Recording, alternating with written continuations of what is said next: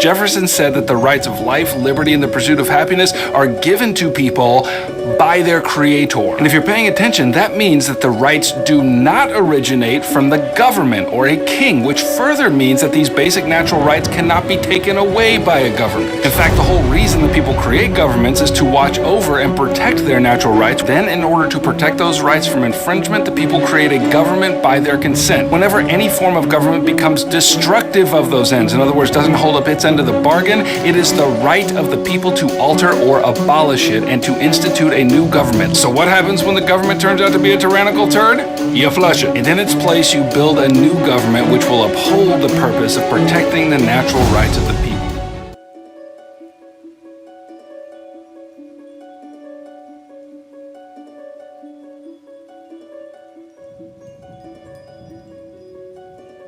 Laws are what holds a society together. Without them, there is disorder. Although we are giving up absolute freedom, we are gaining a sense of security, order, and justice. But how do we keep this order? Well, that is when the rule of law comes into play, and the government is protecting you from being harmed. This came at a cost, however. The Founding Fathers sacrificed everything they had during the signing of the Declaration of Independence, but we far too often take those freedoms for granted. Their sacrifice was not in vain. Every one of those signers of the Constitution and the Declaration of Independence, that's like signing your death warrant. Because had we not won the war, they would have all been executed. It was either going to be freedom that would be the result or their death sentence.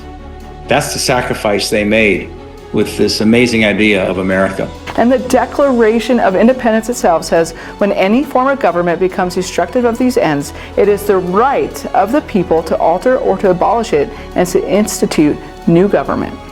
Without impediment by kings and emperors, we said, in the laws of nature and nature's God, no one is born to rule anybody else. It sets up an agitation in the country which goes on to this day to always try to recognize those principles. And that's the final cause of the United States of America. All around this capital, we are surrounded by the trappings of the Roman Republic. They serve as an inspiration, but they should also serve as a warning. The role the government has is to understand their role. In the American form of government, the government's job is to protect our rights and understand that inalienable rights come from God, not government. If government gives us our rights, then they have the right to take away our rights. The Roman Republic didn't end because Caesar crossed the Rubicon with his legion.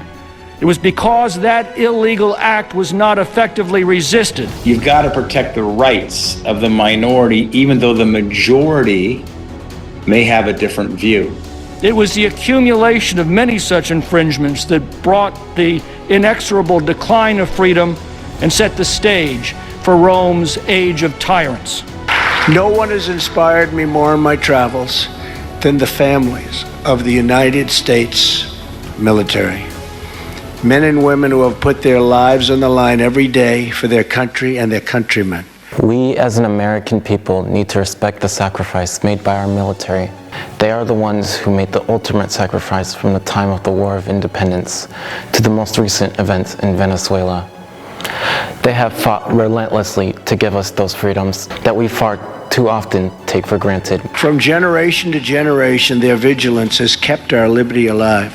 Our freedom is won by their sacrifice, and our security has been earned with their sweat and blood and tears. The cost of those freedoms is high. Our military trades comfort for duty, sacrificing holidays, birthdays, and even births with their families, a cost paid in many silent hours. We speak of freedom as a birthright, but in actuality, it is a gift paid by the sacrifices of our armed forces. We are not a pure democracy. We are a constitutional republic, and there's a difference. The core of our constitutional values. It is at the core of what our framers fought for against the king. Talk to you tonight about a very personal freedom, your right to protect your life. Because as much as we don't like to think about it, we live in dangerous times.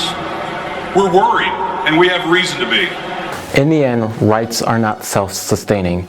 They do not exist because They are written on paper, but they are lived in our actions. They are the frail boundary between a society of dignity and a world of chaos and harsh indifference.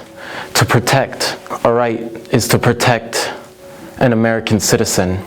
We must keep in mind that freedom is not a final destination we reach, but a constant vigilance we hold tight.